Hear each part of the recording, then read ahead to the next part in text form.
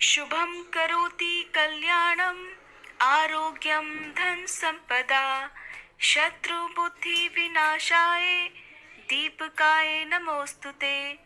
दीपो ज्योति परम ब्रह्म दीपो ज्योतिर्जनार्दनः दीपो हर्तु मे पापम संध्या दीप नमोस्तुते। ओम श्री कृष्णाय नमः। आप सभी का हमारे YouTube चैनल पर हार्दिक स्वागत है। आज की इस वीडियो में आप रसपान करेंगे कार्तिक मास महात्म्य के 19वें अध्याय का। साथ ही आप सुनेंगे भगवान कृष्ण की सच्ची भक्त कर्माबाई की कहानी है जो जगत में प्रसिद्ध है, लेकिन उनकी एक सच्ची भक्त थी कर्माबाई। इस कहानी को सुनते समय आप बहुत बार भावुक भी होंगे और बहुत बार आपको हंसी भी आएगी। तो ये कहानी सुनने के लिए आपसे उम्मीद है कि आप इस वीडियो को लास्ट तक जरूर देखेंगे। तो श्री सूत जी कहने लगे कि हे ऋषियों, भगीरथ के वंश में सौरदास नामक राजा के पुत्र का नाम मित्रसह था, जो गुरु वशिष्ठ के श्राप से राक्षस हो गया था। गंगा जल के प्रभाव से उसने भी परम पद प्राप्त कर लिया। तब ऋषियों ने पूछा, हे सूत जी, गुरु वशिष्ठ जी ने मित्रसह को किस कारण से श्राप दिया? कृपा करके ये कथा भी विस्तार पूर्वक सुनाइए। श्री सूत जी बोले, हे ऋषियों, एक समय अत्यंत धर्म के राजा मित्रसह अपने कुछ साथियों सहित शिकार खेलने के लिए वन को गया, जहां पर उसने अनेक हिरणों का शिकार किया। फिर भूख और प्यास से दुखी होकर नदी के तट पर आ गया। राजा रात भर वहां पर रहा और प्रातःकाल होते ही शिकार की खोज में पुनः चल पड़ा। कुछ दूर जाकर राजा ने देखा कि पर्वत की कंदरा में एक व्याघ्र और व्याघ्री मैथुन कर रहे हैं। राजा ने धनुष पर बाण चढ़ाकर उन पर छोड़ दिया। व्याघ्री बाण लगते ही तत्काल वहीं पर गिर पड़ी। थोड़ी देर में उसने प्राण त्याग दिए। तब वह व्याघ्र राक्षस रूप धारण करके अत्यंत क्रोध पूर्वक बोला कि हे राजन, तुमने मेरे साथ घोर अन्याय किया है, मैं इसका बदला अवश्य लूंगा। ऐसा कहकर वह राक्षस दुखी होकर वहां से चला गया।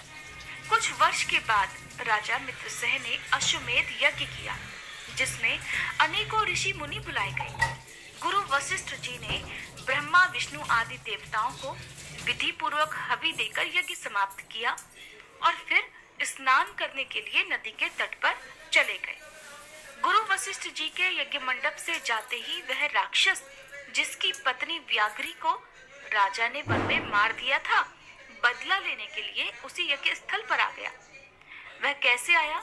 उसने गुरु वशिष्ठ का ही रूप धर लिया और गुरु वशिष्ठ का रूप धरकर वह राजा से कहने लगा कि हे राजन, हम मांस खाएंगे, इसलिए हमारे लिए मांस बनवाया जाए, हम स्नान करके भी आते हैं। ऐसा कहकर वह वहां से चला गया और फिर रसोइये का रूप धारण करके मनुष्य का मांस पकाकर रख दिया। जब उधर वास्तविक गुरु वशिष्ठ जी स्नान करके वापस आए तो राजा ने सोने के थाल में सजा हुआ मांस मिश्रित भोजन उनके आगे परोस दिया। अब ऋषि मुनि भी भला कहीं मांस का सेवन करते हैं क्या? जब गुरुजी ने ज्ञान दृष्टि से देखा कि भोजन तो मनुष्य के मांस से बना हुआ है, तो वशिष्ठ जी ने क्रोधित होकर राजा को श्राप दे डाला।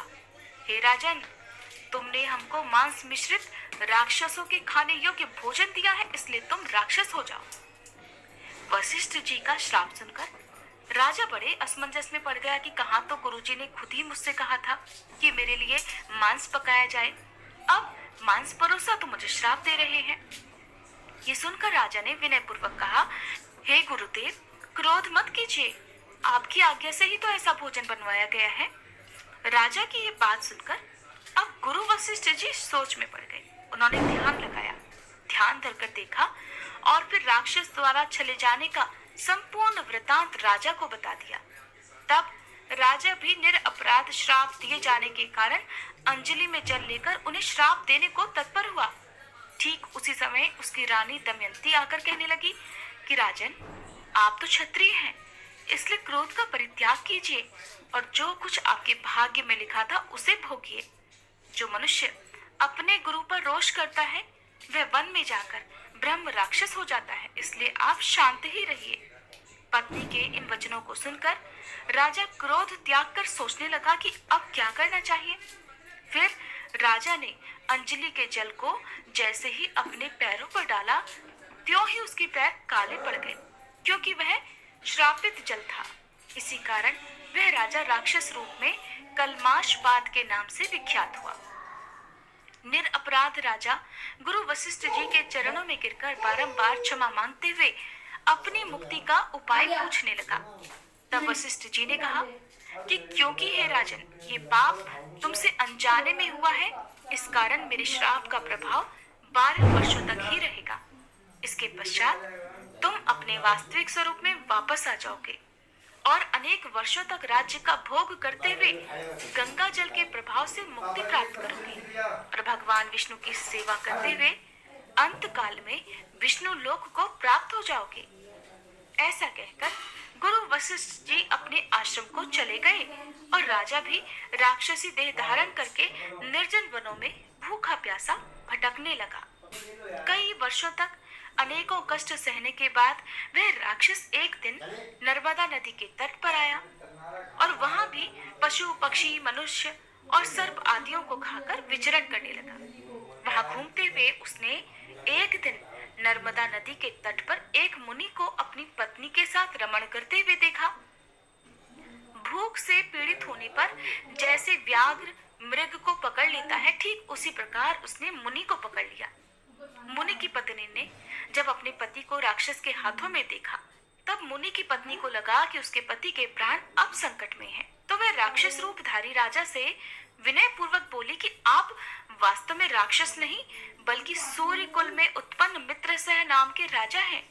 मेरा पुत्र भी छोटा है, इसलिए बिना पति के इस वन में मैं कैसे निर्वाह करूंगी। आप मेरे पति को प्राण दान दे दीजिए। प्राण दान से बढ़कर तो अन्य कोई दान ही नहीं है, क्योंकि मुनि लोग बड़े अंतर्यामी होते हैं, दूरदर्शी होते हैं। उनकी पत्नियों में भी वही गुण होता है। तो उस मुनि की पत्नी ने राजा के पूर्व जन्म का वृतांत ध्यान लगाकर जान लिया।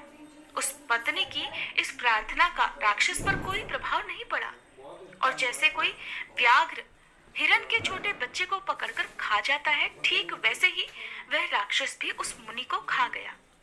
तब मुनि की पत्नी ने उसे श्राप देते हुए कहा कि तुमने रमण करते हुए मेरे पति को मारा है, इसलिए तुम जब भी अपनी पत्नी के साथ रमण करोगे, मृत्यु को प्राप्त होकर पुनः राक्षस योनि को प्राप्त हो जाओगे।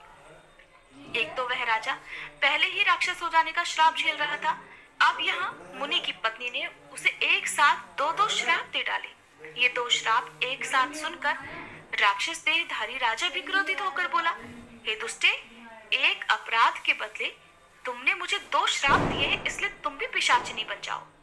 इसके पश्चात वह मुनि की पत्नी भी पिशाचिनी हो गई और भूख प्यास से व्याकुल होकर उसी वन में इधर उधर भटकने लगी। इसके बाद जो कुछ भी हुआ उसका वृतांत आप आने वाले अध्याय में सुनेंगे। आज की कहानी में मैं आपको सुनाने वाली हूँ भगवान श्री कृष्ण की एक बहुत बड़ी सच्ची भक्त कर्माबाई की कहानी। बहुत बड़ी सच्ची भक्त कर्माबाई की कहानी। एक किसान परिवार में कन्या का जन्म हुआ। कन्या का जन्म होने पर पिता ने अपनी कन्या का नाम रख दिया कर्मा। परिवार के सभी लोग कर्मा को कर्माबाई कहकर पुकारने लगे। कर्माबाई के पिता भी बहुत बड़े कृष्ण भक्त थे। उन्होंने अपने घर में ही भगवान कृष्ण का मंदिर बना रखा था, जहाँ वे रोज नियम से भगवान कृष्ण की पूजा करते, उन्हें भोग लगाते और भोग लगाने के बाद ही वे भोजन ग्रहण किया करते। अब ये उनका हर दिन का नियम था। इसी प्रकार धीरे धीरे समय बीतता गया। कर्माबाई रोज अपने पिता को कृष्ण भगवान की पूजा करते देखती, उन्हें भोग लगाते देखती। साथ ही कर्माबाई ये भी बहुत ध्यान से देखती कि जब तक भगवान कृष्ण को उसके पिता भोग नहीं लगा लेते, वे भोजन ग्रहण नहीं करते थे। धीरे धीरे अपने परिवार में ये सब देखते और सीखते कर्माबाई का बचपन बीत रहा था। कर्माबाई भी भगवान कृष्ण की पूजा करती थी। अब कुछ वर्ष बीते। कुछ वर्षों के बाद कर्माबाई के पिता कुछ दिनों के लिए तीर्थ यात्रा पर जाने लगे। यात्रा पर जाने से पहले उन्होंने अपनी पुत्री को यानी कि कर्माबाई को भगवान कृष्ण की पूजा विधि समझाई और कहने लगे कि वो भगवान कृष्ण को भोग लगाकर ही भोजन ग्रहण करे, घर का अच्छे से ध्यान रखेगी। इस प्रकार कर्माबाई ने अपने पिता से कहा कि पिताजी, आप परेशान मत होइए, मैं भगवान कृष्ण को हर दिन नियम से भोग लगाऊंगी, उनकी अच्छे से देखभाल भी करूंगी। इस प्रकार पिता अपने घर की देखरेख का जिम्मा कर्माबाई को सौंपकर कुछ दिनों के लिए तीर्थ यात्रा पर चले गए। अब अगले दिन कर्माबाई ने सुबह जल्दी उठकर घर की साफ सफाई की और स्नान करके जल्दी जल्दी उठकर कृष्ण भगवान को भोग लगाने के लिए बाजरे की खिचड़ी बनाई। अब जब कर्माबाई ने खिचड़ी को थाली में डाला, उसमें घी और गुड़ मिलाया और कृष्ण भगवान को भोग लगाने के लिए खिचड़ी की थाली भगवान के सामने रख दी। तब हाथ जोड़कर उससे कहने लगी, भगवान, आपको जब भी भूख लगे तब आप ये खिचड़ी खा लेना, मैं तब तक घर के दूसरे काम कर लेती हूँ। ऐसा कहकर कर्माबाई अपने काम में लग गई। थोड़ी देर के बाद आकर उसने देखा थाली तो ऐसी की ऐसी ही रखी थी, भगवान ने तो भोग लगाया ही नहीं। कर्माबाई ने सोचा, चलो कोई बात नहीं, शायद अभी भगवान जी को भूख नहीं लगी होगी, कुछ देर बाद जब भूख लगेगी तो खुद ही खा लेंगे। ऐसा सोचकर कर्माबाई फिर से अपने काम में लग गई।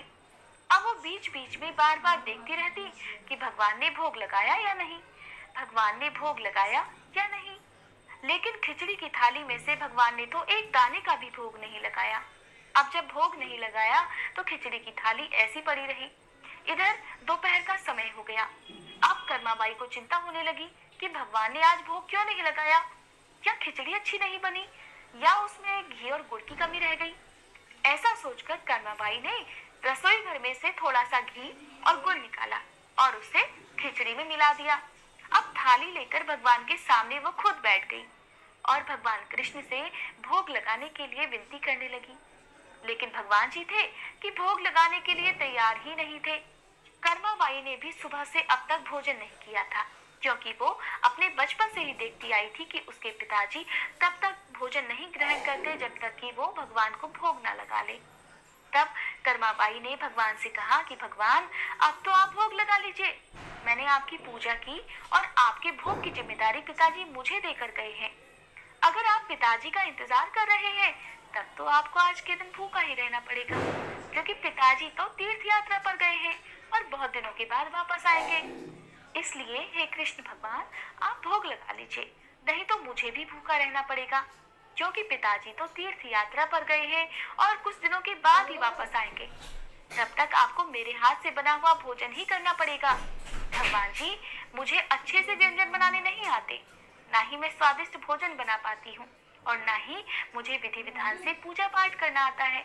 मुझे तो बस ये बाजरे की खिचड़ी और रूखी सूखी सब्जी रोटी बनानी आती है। आपको तो भगवान जी बस इसी से गुजारा करना पड़ेगा। और खिचड़ी की थाली की तरफ इशारा करते हुए कर्माबाई भगवान कृष्ण से हाथ जोड़कर कहने लगी, हे भगवान, अब तो आपको मैंने इस खिचड़ी में और ज्यादा घी और गुड़ डालकर दे दिया है, अब तो भोग लगा लीजिए। इस प्रकार कर्माबाई बार बार भगवान से भोग लगाने की विनती करने लगी, लेकिन भगवान जी ने फिर भी भोग नहीं लगाया। समय बीतता जा रहा था। कर्माबाई को भगवान की चिंता थी। तब कर्माबाई ने भगवान से कहा, ठीक है भगवान, जब तक आप भोग नहीं लगाएंगे मैं भी कुछ नहीं खाऊंगी। अब आप भी भूखे रहिए और मैं भी भूखी रहूंगी। ऐसा कहकर कर्माबाई भगवान से नाराज होकर बैठ गई। दोपहर बीती, शाम होने को आ गई, लेकिन भगवान की तरह कर्माबाई ने भी कुछ नहीं खाया। कर्माबाई भूखी प्यासी बैठी रही। आखिरकार कर्माबाई की जिद देखकर भगवान की मूर्ति से आवाज आई, अरे कर्माबाई, तुमने तो पर्दा किया ही नहीं, मैं ऐसे कैसे भोग लगा लूं? ये बात सुनकर कर्माबाई ने तुरंत अपनी चुनरी का पर्दा कर दिया। फिर उसी की छाया में भगवान कृष्ण ने बाजरे की खिचड़ी का भोग लगा लिया और देखते ही देखते पूरी थाली खाली हो गई। ये देखकर कर्माबाई भगवान से कहने लगी, हे प्रभु, बस इतनी सी बात थी तो पहले ही बता देते, सारा दिन खुद भी भूखे रहे और मुझे भी भूखा रखा। इसके बाद भगवान को भोग लगाकर कर्माबाई ने भी भोजन ग्रहण किया। अब कर्माबाई का रोज का यह नियम बन गया। कर्माबाई रोज सुबह जल्दी उठकर सबसे पहले भगवान के लिए भोजन बनाती और भोग की थाली भगवान के सामने रखकर पर्दा लगाकर बैठ जाती और थोड़ी देर बाद देखती तो थाली पूरी की पूरी खाली मिलती। ये देखकर कर्मा बहुत खुश हो जाती और खुशी खुशी करके बाकी काम निपटाने लगती। कर्माबाई का यह विश्वास था कि भगवान को सुबह जल्दी ही भूख लग जाती है, इसीलिए तो वो सुबह सवेरे जल्दी उठकर बाकी काम करे बिना सबसे पहले भगवान के लिए भोजन बनाती और बड़े प्रेम से भगवान को भोजन खिलाती थी। और जब भगवान भोजन कर लेते तब अब कर्माबाई का रोज का यह नियम बन गया।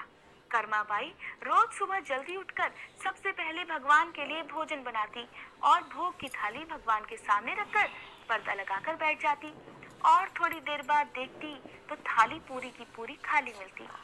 ये देखकर कर्मा बहुत खुश हो जाती और खुशी खुशी करके बाकी काम निपटाने लगती। कर्माबाई का यह विश्वास था कि भगवान को सुबह जल्दी ही भूख लग जाती है, इसीलिए तो वो सुबह सवेरे जल्दी उठकर बाकी काम करे बिना सबसे पहले भगवान के लिए भोजन बनाती और बड़े प्रेम से भगवान को भोजन खिलाती थी। और जब भगवान भोजन कर लेते तब निश्चिंत होकर स्नान आदि काम करती और घर के दूसरे बाकी काम करते। अब यही क्रम कई दिन तक चलने लगा। कुछ दिनों के बाद कर्माबाई के पिता तीर्थ यात्रा पूरी करके घर वापस लौट आए। पिता के वापस आने पर कर्माबाई ने उन्हें बताया कि पहले दिन जब उसने भगवान कृष्ण को भोग लगाया था तो कैसे भगवान ने उस दिन बहुत नखरे किए थे। सारा दिन खुद भी भूखे रहे और मुझे भी भूखा रखा। तब शाम को जाकर कहीं उन्होंने खिचड़ी खाई। अब तो भगवान कृष्ण सुबह सवेरे जल्दी भोग लगा लेते हैं और देखते ही देखते पूरी थाली भी साफ कर देते हैं। ये बात सुनकर कर्माबाई के पिता हैरान रह गए और कृष्ण भक्त पिता को अपनी पुत्री की सरल प्रेम भक्ति और भगवान श्री कृष्ण की कृपा को समझते बिल्कुल देर नहीं लगी। अब कर्मा के पिताजी सोचने लगे कि जिस भगवान को प्राप्त करने की इच्छा से वो तीर्थ यात्रा करने गए थे, वो भगवान तो साक्षात उनके घर में ही विराजमान है और उन्हीं की पुत्री के हाथों से रोज भोग भी लगाते हैं। मन में ऐसा सोचकर वे कर्माबाई को अपनी पुत्री के रूप में प्राप्त करके अपने आप को धन्य समझने लगे। उन्होंने कर्माबाई से कहा, बेटी आज से तुम ही भगवान की सेवा करना और रोज भगवान को अपने हाथों से ही भोग लगाना। पिताजी की बात सुनकर कर्माबाई बहुत खुश हुई और रोज इसी प्रकार सुबह जल्दी उठकर बहुत प्रेम भाव से भगवान कृष्ण को भोग लगाने लगी। इस प्रकार यह उसका रोज का नियम बन गया। अब कुछ वर्षों के बाद कर्मा जी के पिता की मृत्यु हो गई। अब कर्मा अपने घर में अकेली रह गई, इसलिए कर्मा का घर में बिल्कुल मन नहीं लगता था। फिर एक दिन कर्मा ने अपने घर से कुछ जरूरी कपड़े लिए और भगवान कृष्ण की मूर्ति लेकर अपने गांव को छोड़कर तीर्थ यात्रा पर निकल पड़ी। तीर्थ यात्रा पर अलग अलग तीर्थों के दर्शन करते करते कर्माबाई उड़ीसा के जगन्नाथपुरी पहुंच गई और जगन्नाथपुरी में ही कर्मा ने निवास करने का निश्चय कर लिया। जगन्नाथपुरी में ही कर्माबाई ने एक छोटी सी कुटिया बना ली और उसी में रहने लगी। अब कर्माबाई रोज सुबह सवेरे अपने नियम के अनुसार जल्दी उठकर भगवान श्री कृष्ण के लिए बड़े प्रेम से खिचड़ी बनाती और भगवान की थाली में भोग लगाती। कुछ देर में भगवान खिचड़ी खा लेते। जब थाली साफ हो जाती तब कहीं जाकर कर्माबाई अपने सारे बाकी काम करती, तब स्नान करती और बाकी कामों में लग जाती। इस प्रकार यही क्रम निरंतर चलता रहा। कई वर्षों तक यही क्रम चलता रहा। एक दिन कर्माबाई के भगवान श्री कृष्ण को भोग लगाने के बाद एक छोटा सा बालक उनके पास आया और उनसे कहने लगा, माँ जी बहुत भूख लगी है, कुछ खाने को मिलेगा?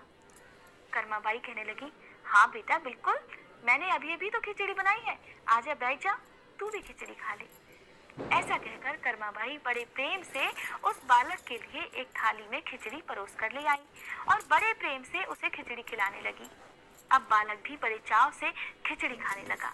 दरअसल कर्माबाई के घर में साक्षात भगवान कृष्ण बालक का रूप धारण करके पधारे थे। उधर बालक ने जल्दी जल्दी खिचड़ी खा ली और कहने लगा, माँ जी खिचड़ी तो बहुत ही स्वादिष्ट बनी है, क्या मैं कल भी खिचड़ी खाने आ जाऊं?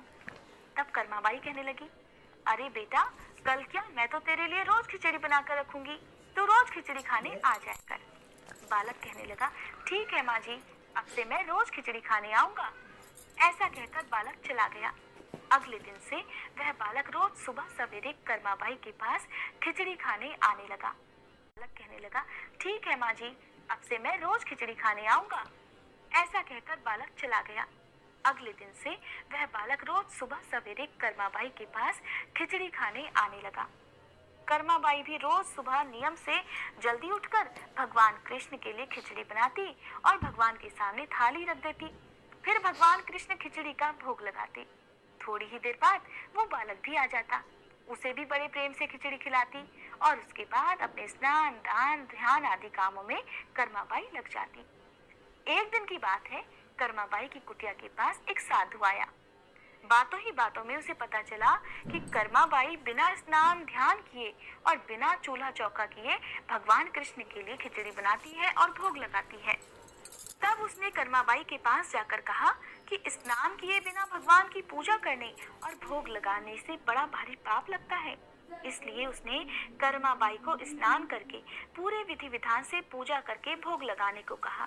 साधु की बात सुनकर भोली भाली कर्माबाई अगले दिन सुबह जल्दी उठकर स्नान करके खिचड़ी बनाने लगी, फिर पूरे विधि विधान से पूजा करके भोग लगाने लगी।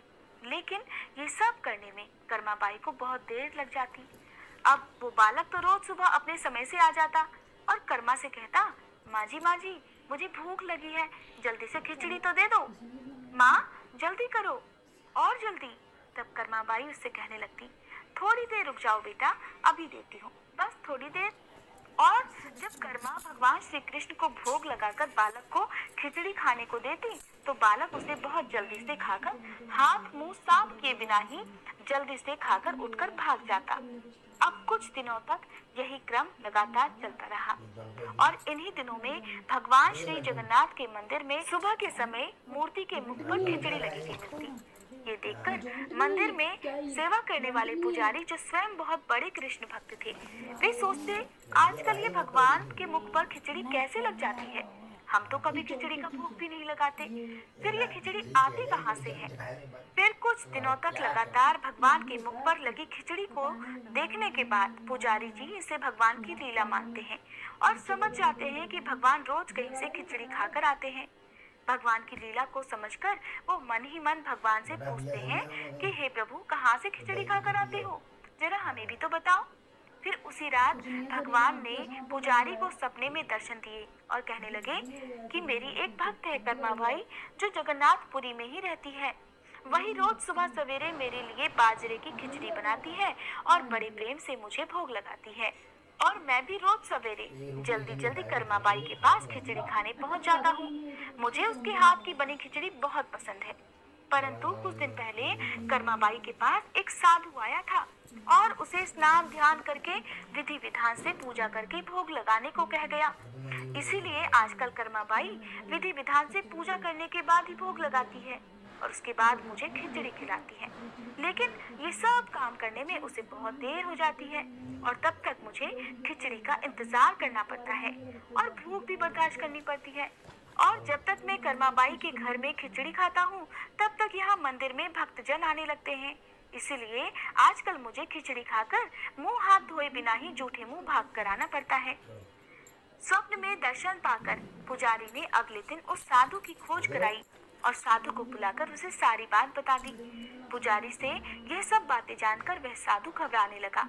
घबराता हुआ कर्माबाई के पास जा पहुंचा और कहने लगा, आप पहले की तरह ही सुबह सवेरे जल्दी उठकर भगवान को खिचड़ी का भोग लगाया करो।